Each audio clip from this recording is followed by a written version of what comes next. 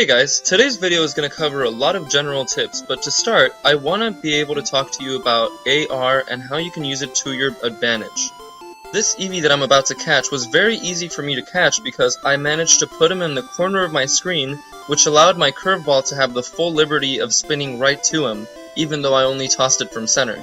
I recommend that you play around with AR and find something that can help you catch your Pokemon with curveballs, as not only do they give you extra XP, but they also increase your capture rate by 25%.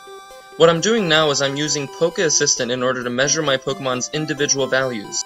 Simply put, individual values are modifiers to a Pokemon's base stat. These numbers are random and are basically calculated the second that you capture your Pokemon. The way for you to be able to find these values is through either a very extensive process that involves having to use a proxy server, or simply using Poké Assistant's IV calculator to get a rough estimate of where your Pokemon's individual values are. This site also has some very useful information, such as maximum CP values for every Pokemon within that Pokemon's evolution line. Before I started this video, I incubated 7 5-kilometer eggs together, and now we're about to see the fruits of my labor. Starting off with a Doduo. Yay. Yay, Doduo. Woo. I don't really like them. On to the next one.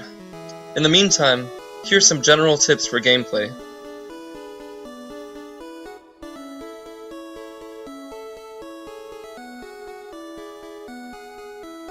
Whenever I get a Pokemon from an egg that I really like, I usually name it so that I can remember that that one hatched from an egg. Generally, the IVs of Pokemon that hatch from eggs are 75% perfect, whereas a Pokemon that you find in the wild is only about 50% perfect on average. So, egg chip. Oh, egg chop. Whatever. As you can see, I'm going through Machop's stats to really see whether or not his IVs are worth making him my new Machamp. Really, while doing the spreadsheet process that involves getting a proxy and doing a whole bunch of configurations will get you all of the IVs for all of your Pokemon, this process is not bad at all, and it'll give you a rough estimate when you're on the go and you don't necessarily have the time to do about a 15 to 20 minute process. While Poké Assistant doesn't necessarily give you the exact IVs for your Pokemon, it does offer a very comprehensive range that can give you basically all of the information you need to decide whether or not your Pokemon is worth keeping or not. These numbers here are the possible combinations of IVs that Machops of these stats have shown. On to the next one. We have a Bellsprout. That's cool. I might name him later. I'm not too interested in getting a Victreebel just now since I have my old tired Jimmy. He's done wonders for me, to be honest. Great grass type.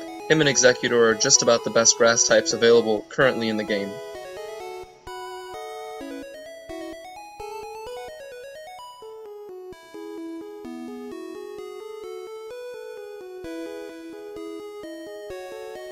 That Seal's a real cutie. I like him so much I might just keep him.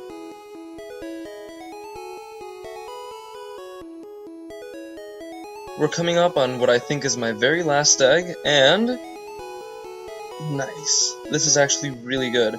I was very much on the lookout for a really good Hypno since my current Freudman is only about 75% perfect. So what I'm going to do is I'm going to go through this process again. I'm going to enter his CP values, I'm going to enter his HP, and also the amount of dust required to power him up. There's also that powered option. You either hit no if you've never powered up that Pokemon, or yes if you have. The results show that this is actually a very good Drowsy. Not perfect, however, I doubt that I'll find one just about as strong or even close to as strong in the wild.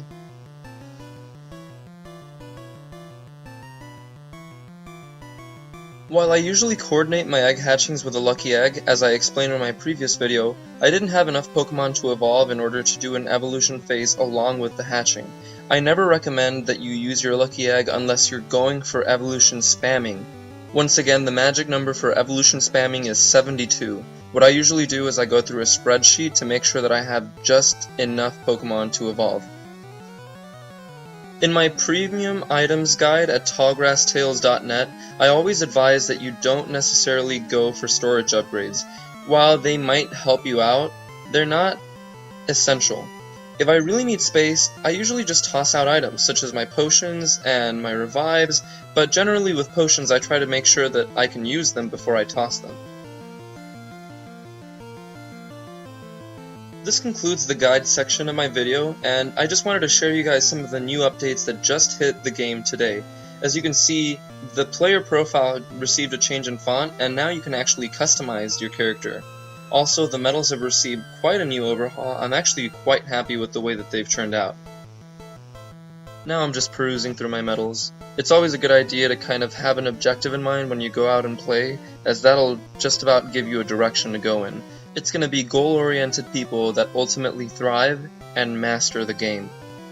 Thanks for watching, guys, and as always, you teach me, and I'll teach you Pokemon.